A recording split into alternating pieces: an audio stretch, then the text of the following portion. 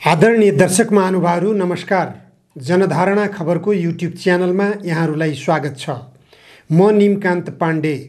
आज 2079 साल जेठ 27 गते काठमाडौँ महानगरपालिकाको अस्तव्यस्त फोहोरको वातावरण अब केही सफा हुने सम्भावना बलियो बनेको छ। काठमाडौँ महानगरपालिका र बन्चरे डाँडा जहाँ फोहोर व्यवस्थापन गर्न खोजिएको छ त्यस क्षेत्रका स्थानीय प्रतिनिधिहरूबीच मध्यरातमा सम्झौता भएको छ। 18 बुँदे सम्झौता भएको छ। त्यो सम्झौताले स्थानीयवासीहरूका चाहना के रहेछन्, उनीहरूले के चाहेका रहेछन्, काठमाडौँको फोहोर व्यवस्थापन सँगसँगै फोहोर फालिने ठाउँ अथवा डम्पिङ गरिने ठाउँका बासिन्दाहरूले काठमाडौँवासी सरह आफूहरू पनि हुन पाउने भन्ने चाहना व्यक्त गरेका रहेछन्। विगत केही दिनदेखि त्यहाँ वातावरण अस्तव्यस्त बन्यो।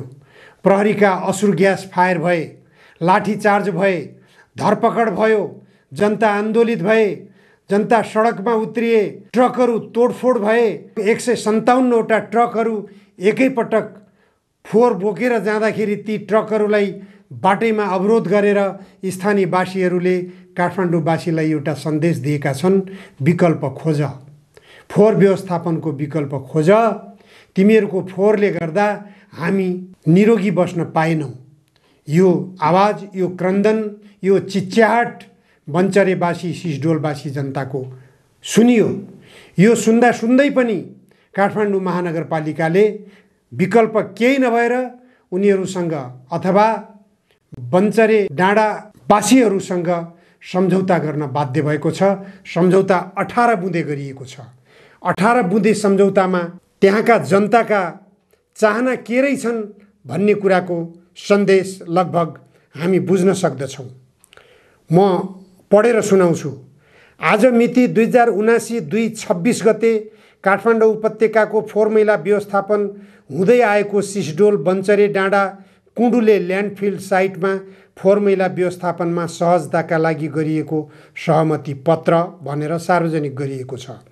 1 नम्बर, काठमाडौँ महानगरपालिकाबाट बन्चरे डाँडा कुण्डुलेसम्म फोहोर ढुवानी गर्ने कार्य दीर्घकालीन रूपमा रातिको समयमा गर्ने। यो दीर्घकालीन रूपमा भन्ने शब्दलाई ख्याल गरौँ।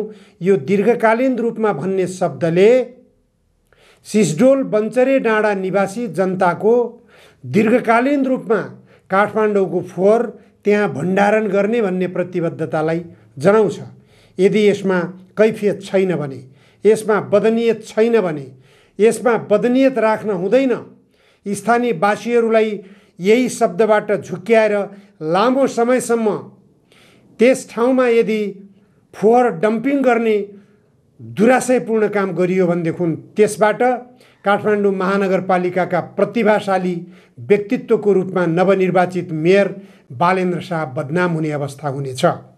बालेन्द्र शाहले फोहोर व्यवस्थापनको निम्ति विकल्प सोच्नै पर्दछ।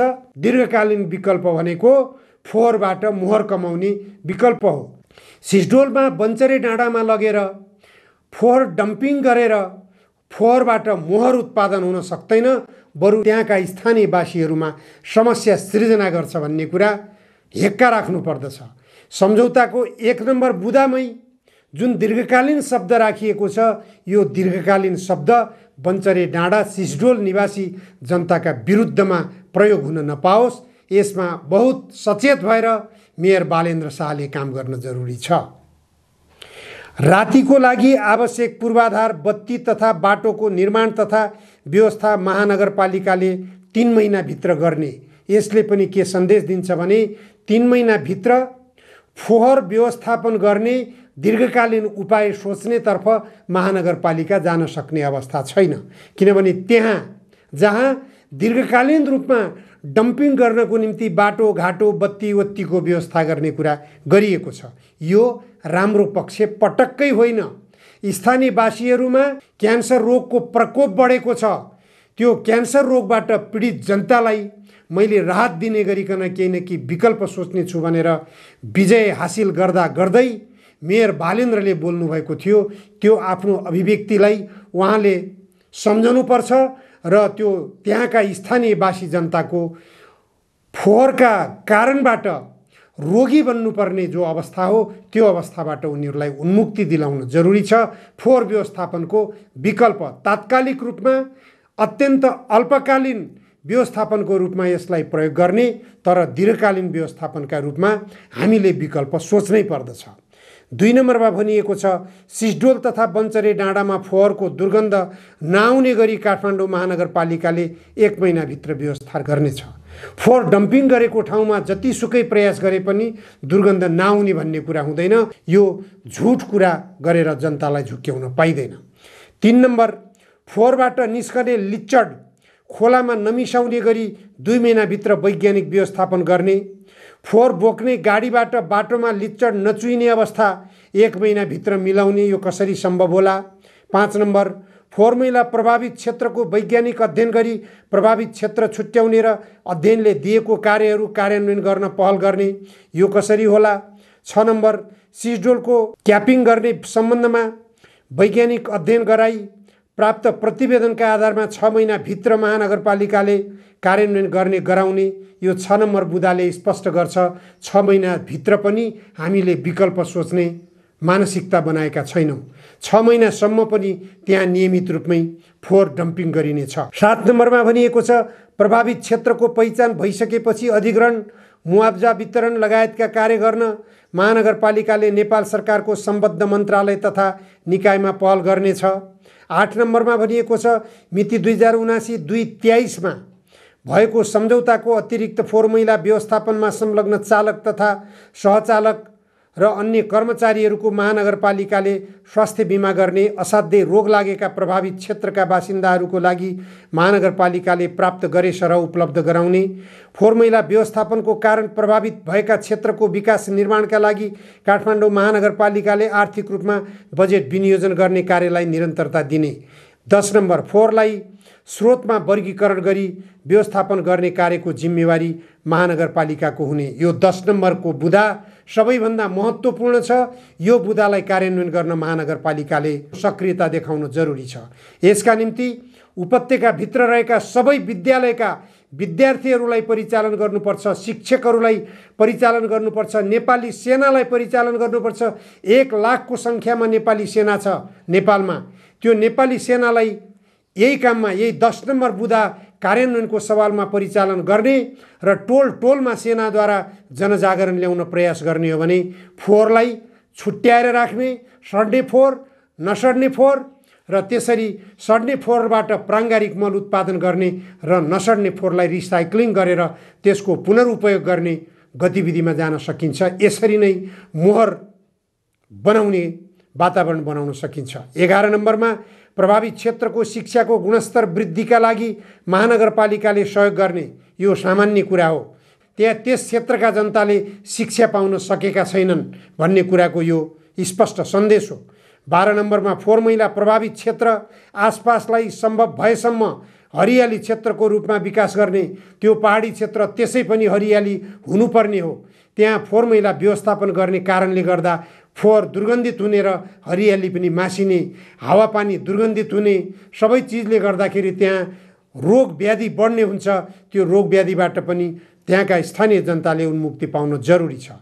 प्रभावित क्षेत्रमा कृषि प्रबन्धनका कार्यक्रमहरू सञ्चालन गर्न सहयोग गर्ने, यो सामान्य कुरा हो। 13 क, बन्चरे डाँडा वरपरको घर टहरा क्षतिपूर्ति 3 महिनाभित्र निर्णय गर्ने। 14 फोहोर विसर्जन स्थल र फोहोर लैजाने बाटोमा उत्पन्न हुने पहिरो नियन्त्रणको लागि प्राथमिकताका साथ काम गर्ने। 15 प्रभावित क्षेत्रमा आवत जावत गर्ने 3 पिप्ले गल्छी वैकल्पिक राजमार्गको लागि नेपाल सरकार समक्ष अनुरोध गर्ने, यो पनि सामान्य कुरा हो। 16 नम्बर 3 पिप्लेदेखि बन्चरे डाँडासम्मको हाल फोहोर ढुवानी गर्ने सडकको नाममा जग्गाको लागत कायम गर्न पहल गर्ने। 17 नम्बर मिति 2079-227 गतेदेखि भन्नाले आजदेखि नै उपत्यकाको फोहोर विसर्जनको अवरोध हटाई सुचारू गर्ने। बन्चरे डाँडाका जनता कति इमान्दार रहेछन् भन्ने कुरा यसबाट स्पष्ट हुन्छ।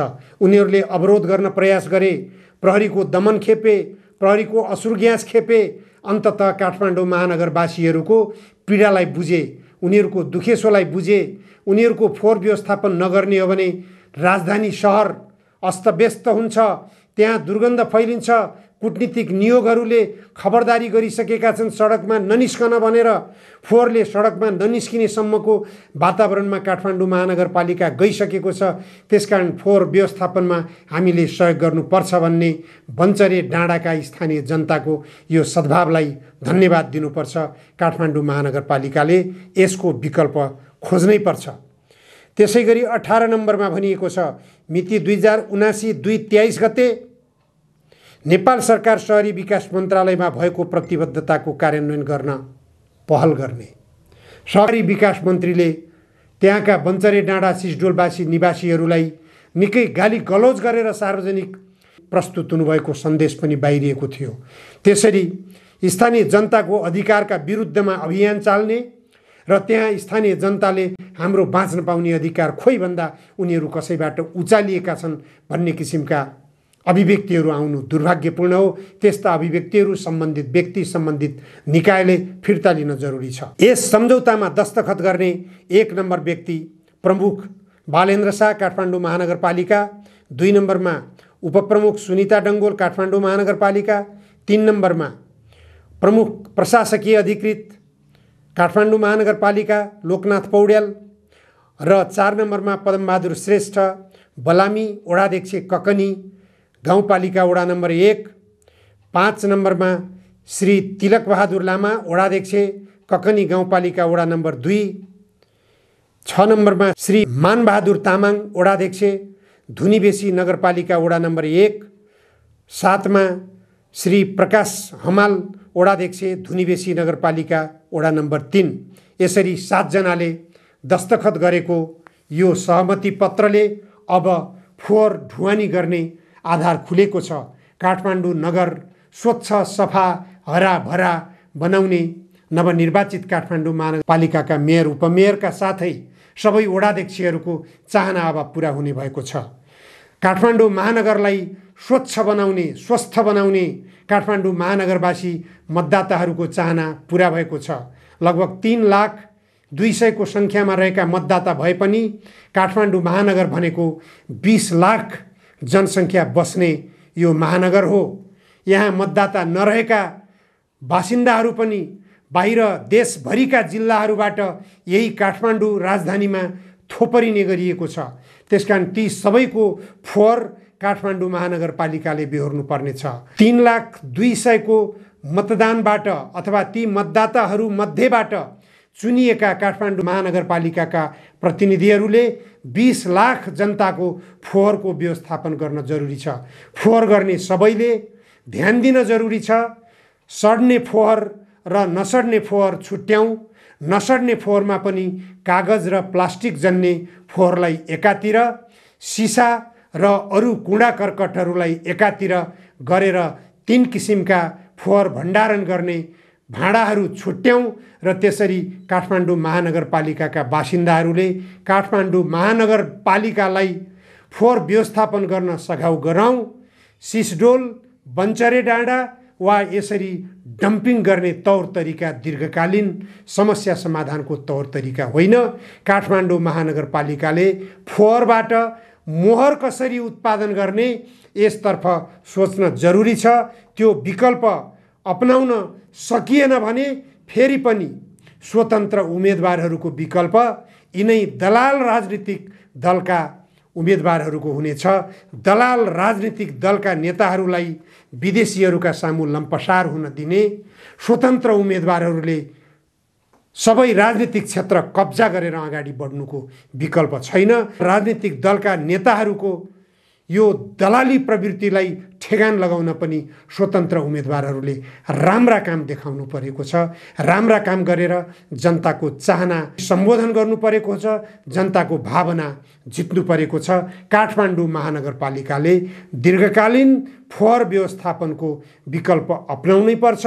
फोहोरबाट मोहर उत्पादन गर्ने कसरी यसतर्फ सोच्न जरुरी छ। हस्, आजलाई यति मात्र। धन्यवाद।